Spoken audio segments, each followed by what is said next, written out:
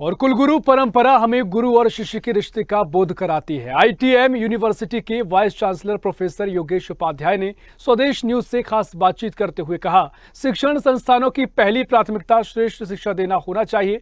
राष्ट्रीय शिक्षा नीति के सवाल पर प्रोफेसर उपाध्याय ने कहा कि नई शिक्षा नीति में दूरगामी परिणाम बेहतर आने की संभावना है। आईटीएम यूनिवर्सिटी के वाइस चांसलर प्रोफेसर उपाध्याय से खास बातचीत की ब्यूरो चीफ अरविंद चौहान ने। भारतीय शिक्षा को बढ़ावा देने के लिए 29 जुलाई 2020 को राष्ट्रीय शिक्षा नीति देश में लागू की गई थी। 4 साल पूरे हो गए हैं। बहुत सारे विश्वविद्यालय ऐसे हैं, बहुत सारे ऐसे संस्थान हैं जिन्होंने लागू कर दिया है, लेकिन कहीं ना कहीं थोड़ी सी अभी कमी रह गई है, पूरी तरह से लागू नहीं हो पाई है और प्रयास भी जारी हैं। उसी पर बातचीत करने के लिए हमारे साथ हैं आईटीएम विश्वविद्यालय के कुलगुरु यानी कि vice chancellor professor Yogesh Upadhyay ji. Sir, आपने समय दिया, आपका स्वागत है बहुत जी। धन्यवाद बहुत बहुत। सर, कैसे देखते हैं राष्ट्रीय शिक्षा नीति? आप जो कि काफ़ी लंबे समय से शिक्षा के क्षेत्र में हैं और शासकीय और अशासकीय दोनों जगह आप अध्यापन का काम कर रहे हैं। अगर हम बात करें कि प्राचीन शिक्षा नीति जो थी, शिक्षा व्यवस्था थी, और वर्तमान शिक्षा व्यवस्था को आप कैसे देखते हैं? मुझे लगता है कि जो भारतीय शिक्षा नीति है जो 2020 में आई, नई शिक्षा नीति के नाम से, वो प्राचीन व्यवस्था और जो नई व्यवस्था है जो आगे देश के विकास के लिए आवश्यकता है उसके बीच में पुल का काम करेगी। उसमें उन सभी प्राचीन चीज़ों का जो हमारे देश में बहुत अच्छे तरह से स्थापित थी उन्हें पुनर्जीवित करने का, सामाजिक अपेक्षाओं को पूरा करना, बच्चों की नैसर्गिक प्रतिभा को आगे ले जाना, राष्ट्रीय उद्देश्य जो हैं उन्हें प्राप्त करना, और ये सब करना उस भारतीय परिप्रेक्ष्य में ये बहुत महत्वपूर्ण है। इसलिए उसमें यह भी बात की गई है केवल अंग्रेजी भाषा में ही नहीं, क्षेत्रीय भाषाओं में भी वो भी शिक्षा का आधार हो सकते हैं। तो मुझे लगता है कि जिस प्राचीन व्यवस्था की हम बात करते रहे, उस प्राचीन व्यवस्था की जो भी ठीक चीज़ें थी वो सब अभिनव चीज़ें नई शिक्षा नीति एक पुल की तरह से नए भारत के निर्माण में एक सकारात्मक भूमिका अदा करेगी।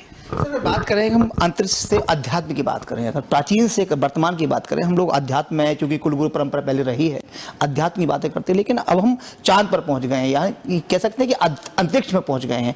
तो उस सफर को लेकर, उस वहां से लेकर आज तक के सफर को आप शिक्षा में कैसे देखते हैं? कितने बदलाव जरूरी हैं? कुछ बदलाव ऐसे भी हुए हैं जिनसे कि रोजगार तो मिला है, लेकिन कुछ शिक्षा रोजगार मुखी नहीं हो पाई बीच में।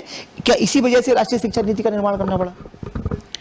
रोजगार मुखी एक उसका घटक है, लेकिन सही व्यक्ति निर्माण, अगर व्यक्ति निर्माण वो आधार मजबूत है, नई शिक्षा नीति में एक बहुत बड़ा जोर आधार मजबूत करने के लिए है।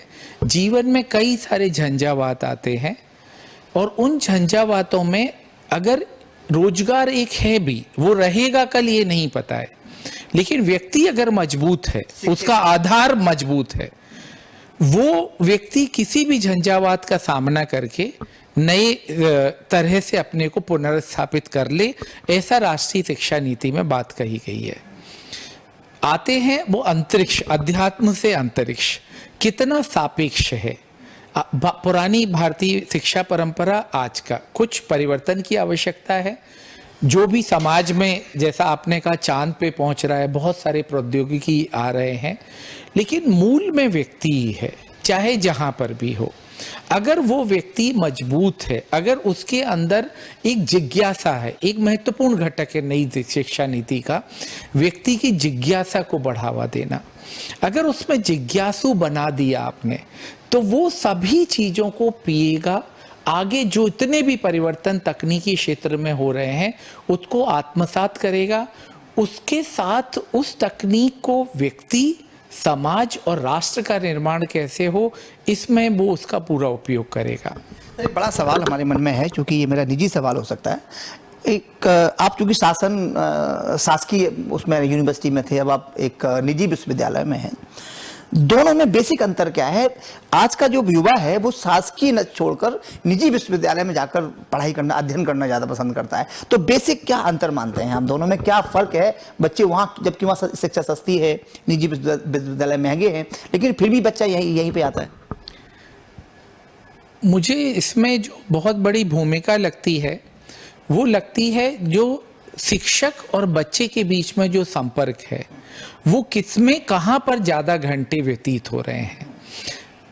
दूसरा महत्वपूर्ण जो बिंदु इसमें है कि हम छात्र केंद्रित परिसर बना पाते हैं कि नहीं।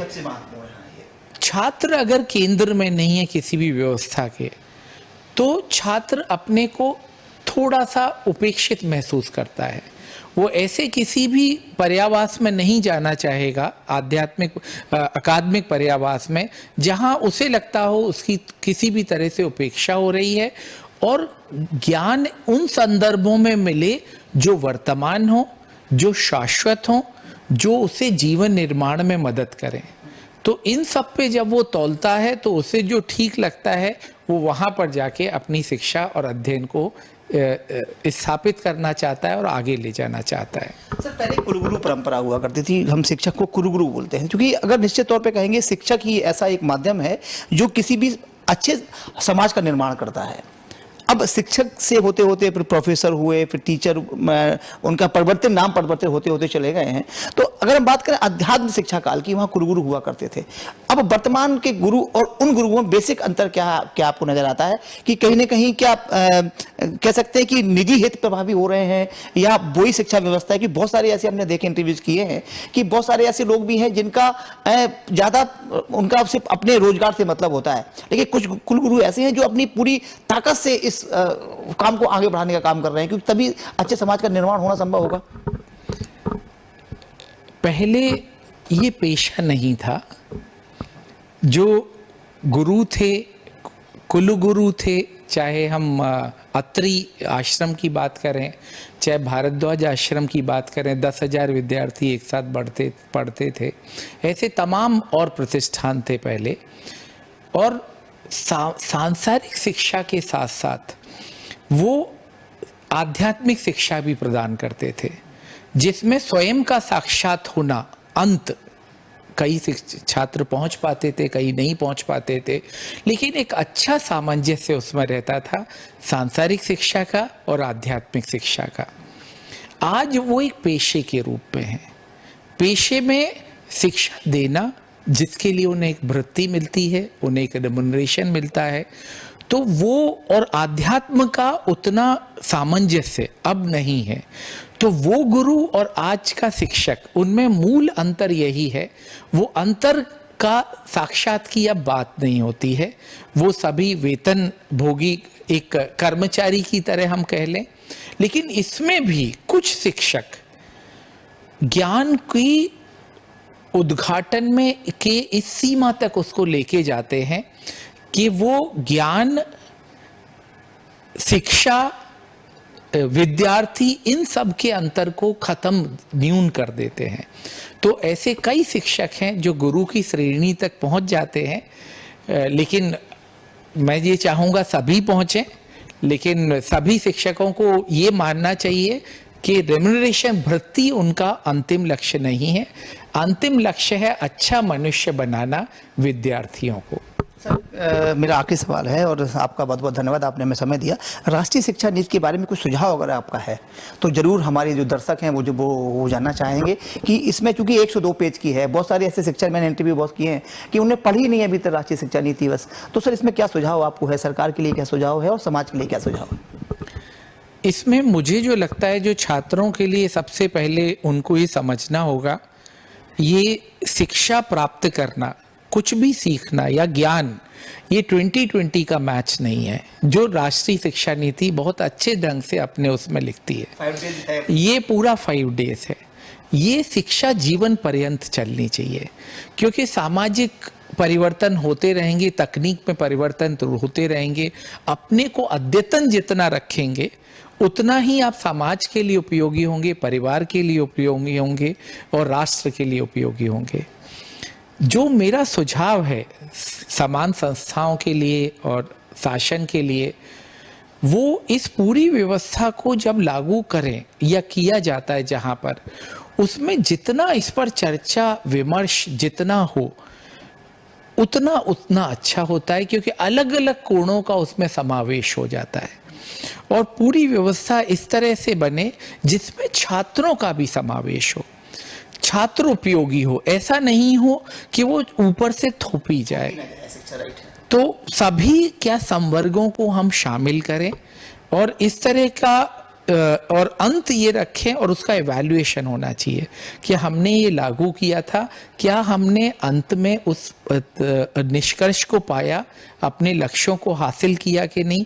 अगर वो नहीं हम इवैल्यूएशन कर रहे हैं, इसका मूल्यांकन नहीं कर रहे हैं, तो कहीं ना कहीं वो चक्र पूरा नहीं हो पा रहा है। हमारे साथ है ITM विश्वविद्यालय के vice chancellor professor Yogesh Upadhyay साहब। बड़ी तार्किक बात उन्होंने कही कि राष्ट्रीय शिक्षा नीति निश्चित तौर पे एक मील का पत्थर साबित हो रही है, लेकिन उन्होंने भी, कुछ कुलगुरु हैं, कुछ जो शिक्षक हैं, उन्होंने थोड़ा सा उनसे कहा कि भाई पैसा ठीक है, सामाजिक जीवन में बहुत ज़रूरी है, लेकिन सबसे पहला फ़र्ज उनका ये है कि शिक्षा बांटना चाहिए, शिक्षा दान महादान होता है। इसी के चलते उन्होंने सुझाव देते हुए कहा कि राष्ट्रीय शिक्षा नीति में बहुत सारे लोग अभी कुछ थोड़ी सी शिक्षकों के साथ साथ जो बच्चे हैं पढ़ना चाहते हैं, पढ़ने वाले स्टूडेंट्स हैं, उन्हें भी शामिल किया जाए, उनकी भी सुझाव लिए जाए, तो ये राष्ट्रीय शिक्षा नीति कारगर साबित होगी। कैमरा पर्सन धर्मवीर के साथ अरविंद चौहान।